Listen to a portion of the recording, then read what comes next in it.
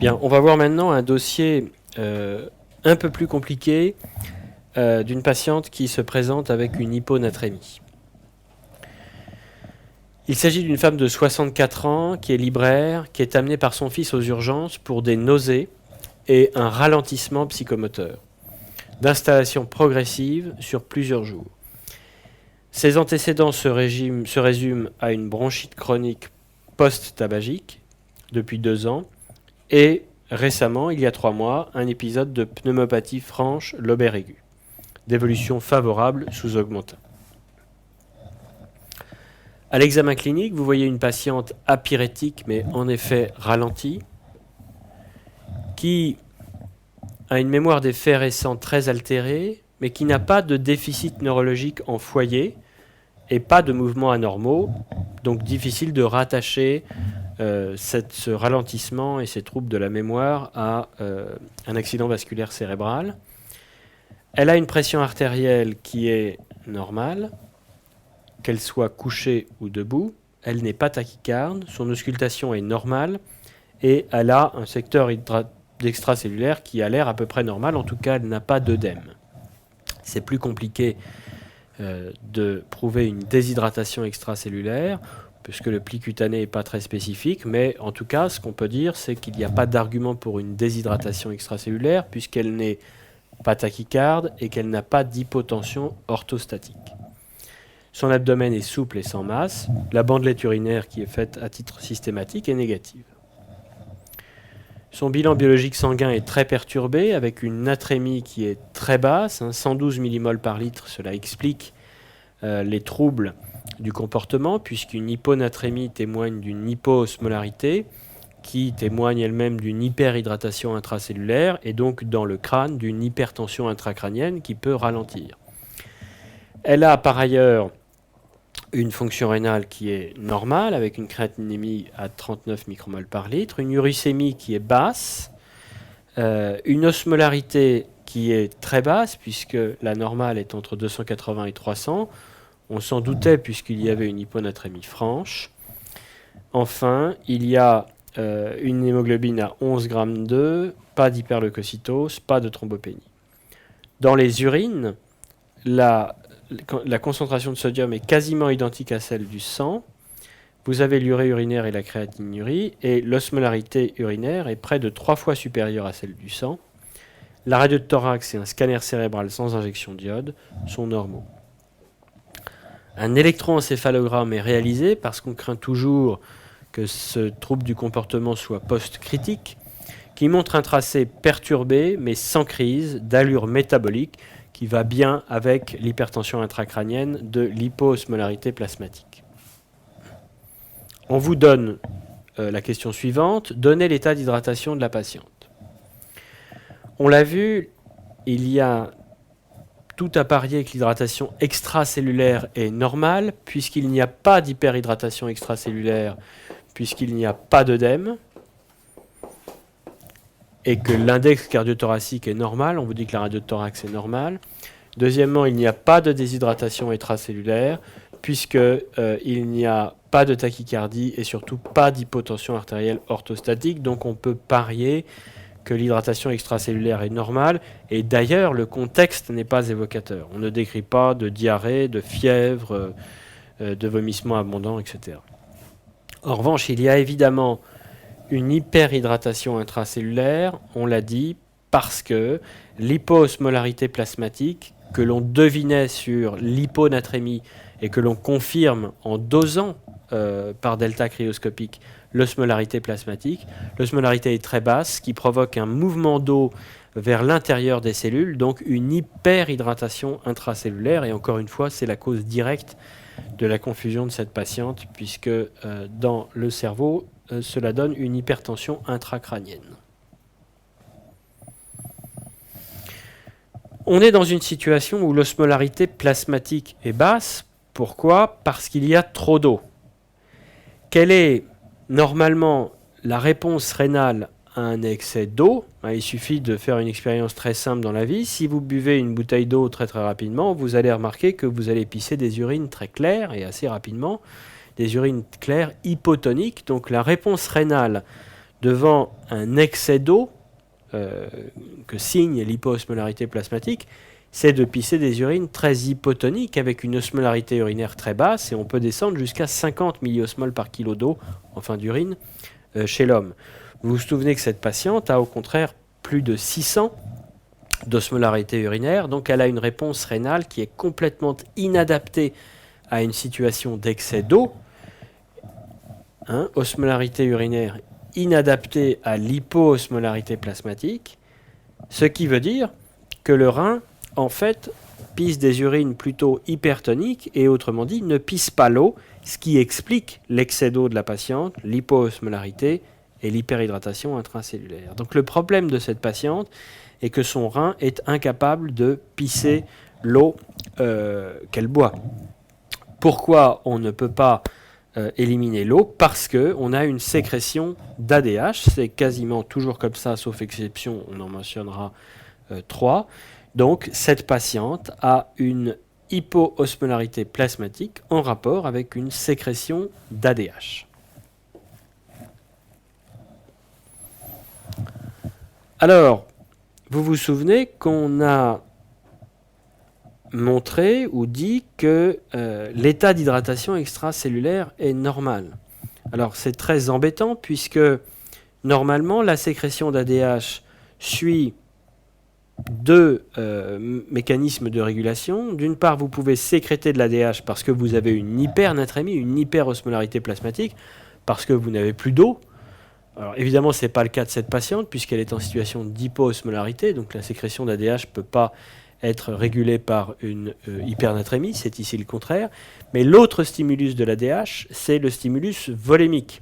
Si vous êtes déshydraté ou en insuffisance cardiaque ou hypotendu, c'est-à-dire si vous avez une hypovolémie vraie ou relative, vous allez sécréter de l'ADH, de même que vous allez sécréter de la rénine, le but étant de réabsorber de l'eau et du sel, bref, de restaurer la volémie. Mais chez cette patiente, qui a une sécrétion probablement d'ADH, puisqu'elle est incapable de pisser son eau, eh bien, il n'est pas évident que cette sécrétion d'ADH soit appropriée à une hypovolémie, puisque vous avez vous-même répondu qu'il n'y avait pas de déshydratation extracellulaire. Bref, très probablement, cette patiente a une sécrétion d'ADH qui est inappropriée, incompréhensible en quelque sorte. Incompréhensible parce qu'elle est euvolémique, cliniquement, et qu'elle est en hyponatrémie. Donc, la réponse à la question, c'est que cette femme a une sécrétion inappropriée de l'hormone antidiurétique. Alors, est-ce que c'est aussi simple? Non, il y a des exceptions. Il y a des patients qui arrivent à être en hyponatrémie, c'est-à-dire avoir une augmentation du capital hydrique, et qui ont une freination physiologique de l'ADH. Mais c'est très rare. Qui fait ça? C'est le potomane, donc le psychotique qui va boire 15 litres en 2 heures et qui va tomber dans le coma parce qu'en fait il a bu tellement vite qu'il a dépassé les capacités d'excrétion en eau de son rein, et évidemment lui aura une ADH à 0 et lui aura une hyponatrémie très très profonde et pourra se présenter dans le coma. Mais l'entourage ou l'ordonnance du patient vous dit qu'il a une psychose chronique et c'est rarement un problème diagnostique majeur. Il y a deux situations très particulières qu'on appelle le syndrome des buveurs de bière ou le tea and toast syndrome. C'est deux présentations différentes. L'un, c'est plutôt un homme alcoolique et l'autre, une vieille dame qui ne mange plus rien. Quelle est l'explication de ces hyponatrémies? Eh bien, on a dit tout à l'heure qu'en buvant beaucoup d'eau, on pouvait pisser des urines très hypotoniques en descendant jusqu'à environ 50 milliosmoles par kilo d'eau. C'est à peu près notre limite physiologique chez l'homme, donc on ne pourra pas descendre en dessous de cette osmolarité urinaire-là. Si vous ne mangez plus rien parce que la bière vous coupe l'appétit ou parce que vous êtes une vieille dame qui ne mange plus rien, mettons que vous mangiez 200 milliosmoles par jour, eh bien évidemment, vous ne pourrez pas pisser plus de 4 litres par jour, puisque c'est la limite de la capacité de dilution des urines, ce qui veut dire que si vous buvez 5 litres de bière ou 5 litres de thé, j'exagère, eh bien vous garderez 1 litre d'eau et donc votre natrémie va baisser. Mais c'est des situations exceptionnelles. La plupart des patients ont une hyponatrémie qui est liée à un défaut d'excrétion de l'eau par sécrétion d'ADH, soit parce que vous avez une hypovolémie vraie ou relative, ce qui n'est pas le cas de cette femme, soit parce que vous avez une sécrétion inappropriée, incompréhensible d'ADH, en général liée à une tumeur ou à une infection ou à un médicament. Ici, donc, la réponse était qu'en l'absence de troubles de l'hydratation extracellulaire, la volémie donc, est probablement normale, et par conséquent, il s'agit d'une sécrétion d'ADH inappropriée.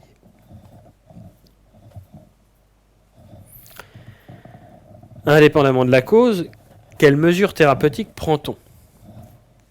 Eh bien, cette femme est confuse, il faut évidemment l'hospitaliser. Alors, on ne décrit pas de drame pour le temps, donc il n'y a pas de raison de la mettre en soins intensifs, mais il faut qu'elle soit au moins en salle. Il faut qu'elle ait une voie d'abord, puisque ces patients peuvent convulser, et donc il faut avoir un accès veineux rapide, donc elle doit être perfusée. Avec quoi? Plutôt pas un soluté hypotonique, c'est-à-dire il faut éviter le G5 ou le G2,5 et privilégier une perfusion de soluté salé, donc ici du sérum physiologique. Il faut, puisque c'est sa plainte, donner un traitement antiémétique, alors le métoclopropamide, ou si c'est nécessaire, une sonde gastrique. Certains patients ont des vomissements incoercibles. Et puis, puisque le problème de cette femme est d'être incapable de pisser cette eau qu'elle boit, il faut lui demander d'arrêter de boire de l'eau, bref, la mettre en restriction hydrique, et cette fois-ci stricte. On est en face d'une hyponatrémie sévère, donc exiger des apports hydriques inférieurs à 500 cc par jour, en comptant le café, etc. Il faut vraiment peu boire. Et puis parce que c'est une hyponatrémie sévère, il faut imposer une surveillance du ionogramme sanguin au minimum toutes les 12 heures. Tandis que vous rédigez votre prescription, l'infirmière vous demande de venir en urgence parce que la patiente présente une crise tonico-clonique généralisée. Quelle est votre attitude? On comprend bien que cette femme finisse par convulser, puisqu'encore une fois, on devine qu'elle a une hypertension intracrânienne grave. Si on faisait un scanner cérébral, on vous a dit qu'il était normal, mais il y a probablement, en regardant bien, au moins un œdème cérébral. Eh bien, il faut, comme dans toute crise convulsive, faire en sorte que les voies aériennes supérieures soient libres, comme on dit, et la mettre en position latérale de sécurité, avec de l'oxygène si c'est nécessaire. On a l'habitude de donner un traitement anticonvulsivant, même si la cause est identifiée.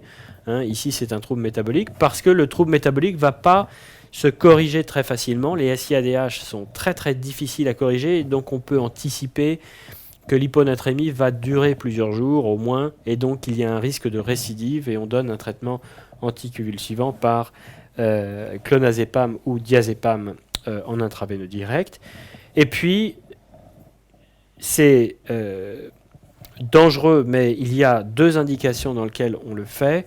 Il faut amener du sel hypertonique pour corriger plus rapidement qu'on ne le pensait l'hyponatrémie. C'est dangereux, on va voir pourquoi, mais donc il y a deux indications à faire ça dans la vie, devant une hyponatrémie. C'est la personne qui a des convulsions, comme elle, ou la personne qui est dans le coma. Et donc à ces patients, il faut donner du soluté salé hypertonique, 0,3%, à 1 à 5 ml kg par heure, en surveillant également le ionogramme sanguin. Et c'est quelque chose qu'on fait avec une certaine résistance. Pourquoi? Parce que il y a un risque à corriger trop rapidement l'hyponatrémie. Quel est-il? Le risque est celui d'une myélinolyse sans tropontine, c'est-à-dire la destruction du tronc cérébral, donc qui cliniquement va donner une tétraplégie flasque, donc quelque chose de très grave, pas forcément réversible, et qui se prévient en ne corrigeant pas trop vite, en pratique en ne corrigeant pas plus rapidement que 0,5 mmol par litre et par heure la natrémie. Alors, si on revient de façon plus générale à cette patiente qui présente une hyponatrémie par SIADH, que craint-on qui expliquerait ce diagnostic? On a vu que les trois grandes causes de SIADH, c'était en fait les tumeurs, les infections et les médicaments. Ici, on insiste sur le fait qu'elle est tabagique, qu'elle a fait une pneumopathie franche Lebert aiguë il y a 3 mois. Évidemment, il est urgent de faire une bronchoscopie, une endoscopie bronchique, pour rechercher un cancer du poumon, ce que cette patiente en pratique avait. Voilà, on a vu au cours de ce cas clinique un état confusionnel avec des troubles de conscience, des troubles acido-basiques et surtout un désordre hydroélectrolytique grave, responsable de vomissement et surtout en rapport avec un cancer du poumon.